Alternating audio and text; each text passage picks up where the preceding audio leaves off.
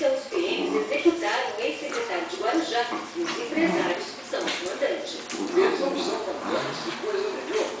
Tem que investigar todas as hipóteses dentro do processo, com nomes, com fatos, com circunstâncias, que não foram investigadas. Não se tomou conhecimento de todas as denúncias que há dentro do processo.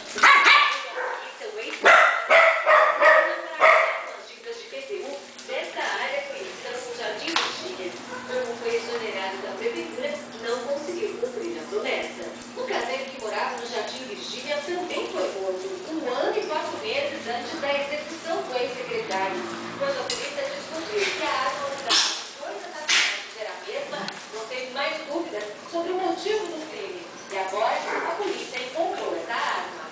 Essa pistola calibre 45. A arma estava no ex-PM do Guarujá, que está preso. Foi furtada de policial civil em 2005. Recebemos o laudo pericial em que confirma que a arma utilizada tanto na morte do caseiro como na morte do ex-secretário foi a mesma arma.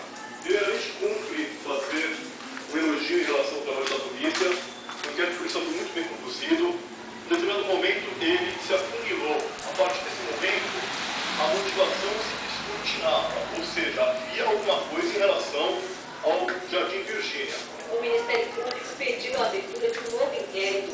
O promotor acredita que tem mais um mandante neste crime. Para apurar a eventual participação de um terceiro mandante. Mas isso não exclui ou não afasta a participação dos mandantes denunciados. Um acidente envolvendo 3 carretas provocou o tombamento de uma delas no quilômetro 51 de descida da Via Anchieta no final da tarde. Um container que era transportado caiu na pista contrária, mas já foi retirado. Neste momento, uma pista da Anchieta e uma da Imigrantes estão liberadas para vir ao litoral, já a subida da serra é feita somente para Imigrantes.